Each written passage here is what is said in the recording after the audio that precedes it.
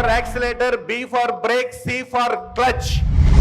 బాల్యంలో శిక్షణ, యవ్వనంలో క్రమశిక్షణ, వృద్ధాప్యంలో మీకు రక్షణనన్న. తల్లి గర్భం నుండి 2.5 కిలోల మాంసం ముద్దగా బయటపడిన మీకు వెలుగును విలువను పంచేవారు, పెంచేవారు, విద్యార్థి లోకాన్ని అభిషేకిస్తున్న మీ గురువులకి ఒకసారి గట్టిగా హృదయపూర్వక అభినందన ఇవ్వాలని సవినయంగా తెలియజేస్తున్నాను.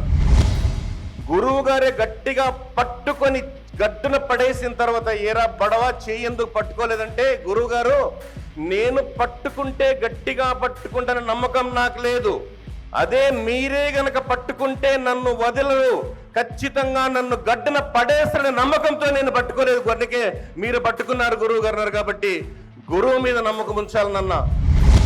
అందుకే అన్నారు, విజ్ఞానమనే జ్యోతులను వెలిగించి అజ్ఞానమనే చీకటిని తొలగించి సుజ్ఞాన పథంపై ప్రజ్ఞాన భాస్కరుడై జగతిని నడిపించేవాడే గురువు. A for accelerator, B for brake, C for clutch. ఇది మన యొక్క స్ఫూర్తి. అందుకే యొక్క స్ఫూర్తితో మీరందరూ కూడా కొనసాగాలని కోరుకుంటూ, బాల్యంలో శిక్షణ, యవ్వనంలో క్రమశిక్షణ, వృద్ధాప్యంలో మీకు రక్షణనన్న. నేను మాట్లాడే ఈ 15-20 నిమిషాల్లో ఈరోజు మెయిన్ టాపిక్ చెప్పబోయేది నేను గురువు గురించి.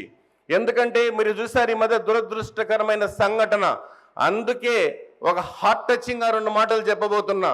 ఏంటంటే, తల్లి గర్భం నుండి 2.5 కిలోల మాంసం ముద్దగా బయటపడిన మీకు వెలుగును విలువను పంచేవారు, పెంచేవారు, విద్యార్థి లోకాన్ని అభిషేకిస్తున్న మీ గురువులకి ఒకసారి గట్టిగా హృదయపూర్వక అభినందన ఇవ్వాలని సవినయంగా తెలియజేస్తున్నాను. మరొక ఇంపార్టెంట్ టాపిక్. ఈ మధ్యకాలంలో గురు శిష్యులిద్దరూ ఒక ఊరు నుండి ఒక ఊరికి వెళ్తుంటే ఉన్నట్టుండి వాగు, ఒక ప్రవాహం వచ్చింది. ఆ ప్రవాహంలో ఇద్దరు కొట్టుకుపోయే పరిస్థితి వచ్చింది.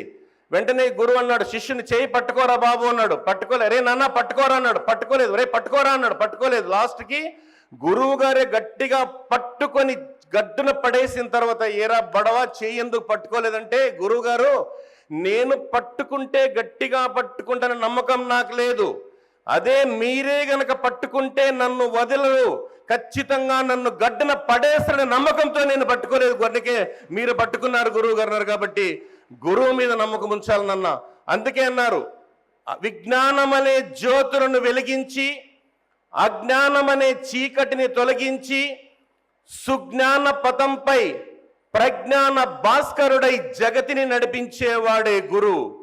గురువు అంటే తెలుసుకో, గుండెలోనే దాచుకో, అక్షర బ్రహ్మనిప్పుడు ఆత్మలోనే నిలుపుకో.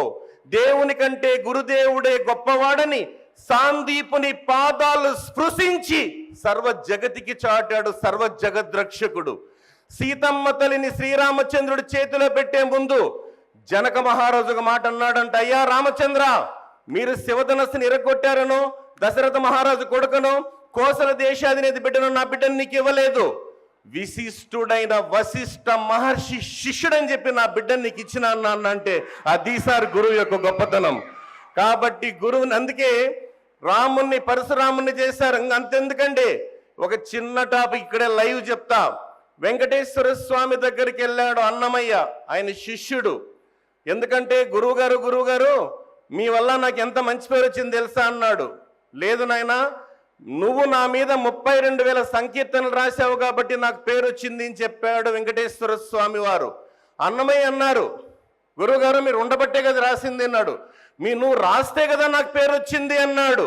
చూడండి, ఒక్కసారి గుర్తుపెట్టుకోండి. అలా జీవితాంతం మన గురువుని మరొకటిని తెలియజేస్తూ